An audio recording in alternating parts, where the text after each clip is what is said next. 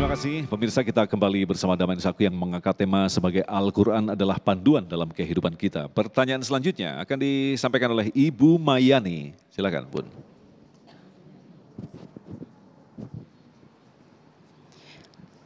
Terima kasih Ustadz atas waktunya. Assalamualaikum warahmatullahi wabarakatuh. Untuk Habibana, saya ingin mengajukan pertanyaan. Di dalam Al-Quran terdapat peraturan-peraturan dan hukum-hukum, contohnya di surat Al-Maidah, tentang hukuman surah Al-Maidah, tentang hukuman bagi pencuri, yaitu dipotong tangannya. Bagi negara yang tidak mengikuti peraturan itu, apakah kita termasuk golongan-golongan yang berdosa? Terima kasih. Assalamualaikum warahmatullahi wabarakatuh. Pertanyaan menarik dan pertanyaan yang berbahaya ini. Hukum potong tangan kalau kita tidak melaksanakannya. Ya, kisas namanya kisas kan, artinya ini bisa hanya dilakukan dalam hukum fikih. Jadi kita nggak dosa. Hanya kepada negara yang memang berasaskan Islam, yang melakukan hukum Islam, maka bisa melakukan hal tersebut. Kalau sekarang kita isqat, atau isqat apa? Kita gugur daripada hal tersebut, tapi ada ta'zirnya. Tentu orang yang maling tersebut kan ada ta'zirnya, ada hukumannya, ada penjaranya, walaupun sampai tidak dipotong. Memang ini hukum-hukum Allah Subhanahu wa Ta'ala sebenarnya kalau dilaksanakan secara betul, dilaksanakan secara iman, dilaksanakan secara dengan ketakwaan, mungkin cuma contoh satu orang saja, mungkin yang lain sudah tidak berani lagi. Ya, makanya kadang-kadang di negara itu di depan umum, dilakukan itu di depan umum. Sebagai apa? Ibrah, contoh buat yang lain supaya tidak melakukan hal tersebut. Gitu. Tapi memang melakukan dengan keimanan dan ketakwaan gitu. Tapi kalau tanyakan Ibu, apakah kita kena dosa semua? Tidak, karena negara kita bukan negara Islam seperti itu. Ustadz Asmar, kalau kita perhatikan banyak dari kita yang tidak terlalu dekat dengan Al-Quran, apalagi berbahasa Arab begitu, selalu ada sifatnya bahwa kita ini alergi dengan hal-hal yang terdengar seperti bahasa Arab dan lain sebagainya. Nah, padahal kalau kita sadari, hukum yang ada di Indonesia ini kan sebenarnya inspirasi, aspirasinya dari Al-Quran, ya kan? Pancasila pun ada unsur-unsur dari sana. Artinya apa yang salah selama ini yang kita ributkan ini, Ustadz? Jadi hidup kita ini di Indonesia ya khususnya itu sudah mengamalkan apa yang terkandung di dalam Al-Quran. Mulai daripada asas negara kita, Pancasila, ketuhanan yang Maha Esa, kenal aja Allah dengan baik. Bagaimana penjelasan Al-Quran kita mengenal Allah, menyembah Allah seutuhnya. Ya. Kemudian sesudah itu tentunya bagaimana kehidupan sosial kita. Semua sudah sesuai. Hablum minallah, hablum minan nas, kan begitu ajaran Quran. Ya. Adapun tentang hukum potong tangan seperti yang terkandung di dalam surah Al-Maidah, itu kan rananya para ulama fuqaha. Ya. Rananya adalah ulama ahli hukum di bidang hukum itu. Ya. Kemudian adapun tentang pelaksanaannya itu, wah tentu luas dan luas, sangat luas. Nah, di mana seperti kita melihat bagaimana Rasulullah menghukum seorang pezina ya. Kita bisa baca di dalam kitab Al-Anshir Al-Muwajibatul li Mahabbatillah. Ada seorang laki-laki ada seorang perempuan yang telah berzina sampai hamil mengadu kepada Rasul, "Ya Rasul, saya hamil dengan anak zina."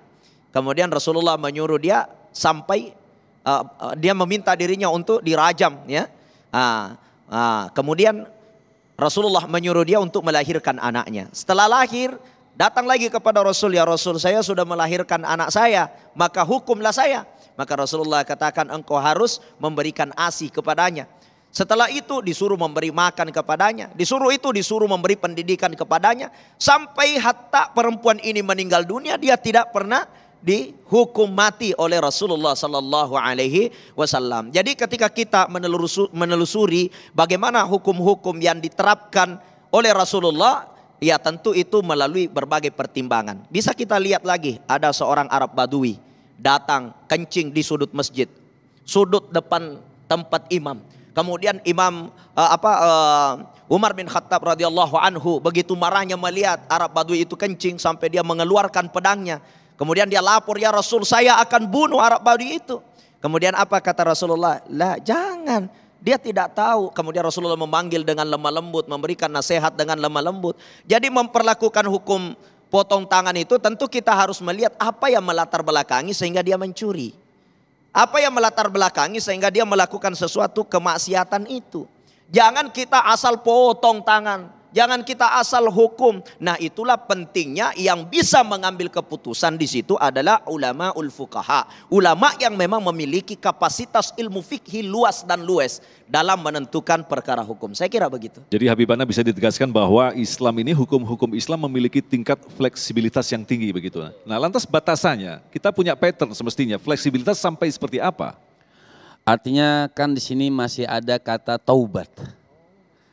Sampai Allah Subhanahu wa taala mengatakan, qul ya ibadiyalladzina asrafu ala anfusihim la taqnatu min rahmatillah innallaha yaghfiru dzunuba jami'an. Allah saja kan, misalnya maaf Mas Agung, contoh nih, saya bilang Mas Agung nih banyak dosa misalnya, tapi belum tentu ibu-ibu, karena saya bukan Allah, saya bukan Tuhan. Mungkin saya yang lebih banyak dosanya daripada Mas Agung. Tapi ketika Allah yang bilang, qul ya ibadiyalladzina asrafu ala anfusihim. Jadi ketika Allah Subhanahu wa taala yang bilang, hai katakan, wahai Muhammad, katakan sama manusia yang banyak dosa.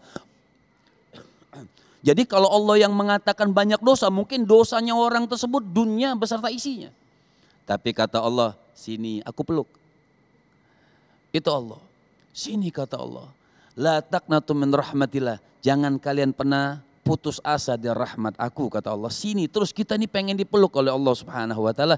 Innallaha yaghfiru dzunuba jami'an. Karena Allah Subhanahu wa taala hanya Allah yang berhak untuk mengampunkan dosa. Tapi takzir boleh. Takzir itu artinya apa? Yang ngasih hukuman, misalnya dia keliling kampung dengan coretan, saya berbuat maksiat, boleh batasannya gitu. Hukuman atau dunia naikin kuda, naikin keledai tapi belakang. Ya, itu namanya takzir. Baik, terima kasih Habibana. Selanjutnya pertanyaan terakhir dari Ibu Lestari yang akan dijawab oleh Ustadz Aslam Lampu. Assalamualaikum warahmatullahi wabarakatuh. Perkenalkan, nama saya Lestari dari Kebumen.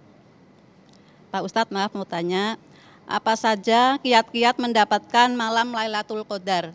Dan mengapa malam Lailatul Qadar itu datangnya setiap tanggal-tanggal ganjil? Wow, Terima ini kasih. pertanyaan bagus sekali ini. Baik, terima kasih. Silakan Ustadz Asmal. Ya, Masya Allah ya. Bagaimana kiat-kiat agar kita bisa mendapatkan Lailatul Qadar? Istiqamah. Dari awal Ramadan kita memperbanyak melaksanakan ibadah. Di malamnya kita qiyamul lail ya. Man qama ramadhana imanan wa ihtisaban ghufira lahu ma taqaddama min zambi. Keistiqamahan kita sampai di pertengahan Ramadan. Sekarang kita udah berada di pertengahan Ramadan. Sampai akhir kita tidak ada tinggalkan. Insya Allah nilai Lailatul Qadar itu ada untuk kita. Jangan kita menunggu Lailatul Qadar hanya malam ganjilnya yang dilaksanakan. Selain malam ganjil, ya dia nongkrong aja. Malam ganjil baru dia tarawehan. Bukan begitu maksudnya. Tapi Lailatul Qadar itu istiqamah. Mau ganjil tidak ganjil istiqamah di Ramadan itu. Ya. Kemudian yang kedua, ya tentu ikthiru bitilawatil Quran. Itu petunjuk dari Imam Al-Ghazali. Harus memperbanyak membaca Quran. Baca Quran, baca Quran. Makanya di bulan Ramadan itu kita diperintahkan untuk senantiasa tamatkan Al-Quran, khatamkan Al-Quran. Kenapa? Itu salah satu alamat bagaimana kita mudah dapatkan Lailatul Qadar. Kemudian tazkiyatun nafs, kesucian batin. Lailatul Qadar tidak akan datang kecuali bagi orang yang memiliki hati yang suci.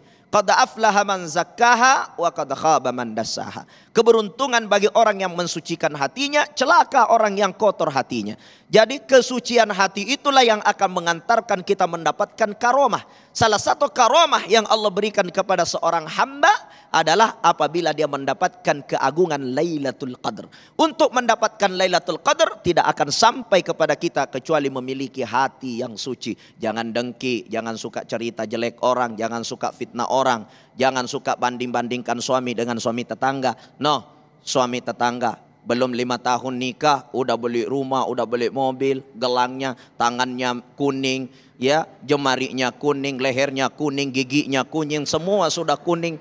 Saya belum pernah dikasih nikmat suaminya ngomong, siapa bilang kamu tidak pernah merasa nikmat? Sudah 5 anak kau punya, kau merasa nikmat setiap malam. Jadi jangan sampai hati kita menjadi hati yang kotor. Hati yang bersih, itulah jembatannya Lailatul Qadar hadir kepada diri setiap insan yang dimuliakan Allah. Habibana bisa menambahkan, ada pertanyaan yang sering muncul ketika kita memasuki Lailatul Qadar. Bagaimana dengan orang-orang yang tidak memiliki waktu untuk beriktikaf di masjid? Apakah tetap sama untuk mendapatkan Pertanyaan Lailatul yang Qadar? bagus, Masya Allah. Buat ibu juga, nanti ini biasanya nih, ini banyak orang yang bahasa anak sekarang sotoy. Ya, sok tahu. Betul ya? Udah mulai nanti udah deket-deket malam-malam ganjil tuh tersebarlah SMS, WA. Malam ini ayo tahajud, kenapa? Angin sepoi-sepoi. Bintang berterbaran, terang. Betul, memang ada, memang ciri-ciri daripada Nabi SAW, Nabi mengatakan ciri-ciri daripada Lailatul Qadar. Tapi kita orang awam nggak tembus. Seperti Ustadz tadi katakan betul, jadi ulama kita apa mengatakan ij'al layal Ramadan kullaha Lailatul Qadri. Makanya ulama mengatakan jadikan setiap malam buat kita tuh malam Lailatul Qadar. Jadi mau di masjid atau tidak di masjid, mau etikaf atau tidak etikaf, kita bisa sholat berjamaah saja di rumah sama keluarga, itu sudah namanya malam menghidupkan malam Lailatul Qadar. Jadi ij'al layal Ramadan, jadikan setiap malam bulan Ramadan buat kita nih adalah malam itu, setiap malam Lailatul Qadar. Jadi nggak milih tadi katakan malam genap turu. Ya, malam genap dia tidur, malam ganjil bangun, kan kita nggak tahu. Kalau Allah keluarkan malam kedua, malam ketiga, kita nggak ada yang tahu. Itu rahasianya Allah Subhanahu Wa Taala. Nah, rahasianya apa? Kuncinya nanti ketika kita meninggal dunia, tahu ataupun tidak tahu, pasti Allah berikan kita pahala 1000 bulan. Oh, baik, terima kasih Bapak Bana. Kita akan lanjutkan lagi untuk mendengarkan kesimpulan tema bahasan kita selepas pesan berikut ini. Damai Indonesiaku.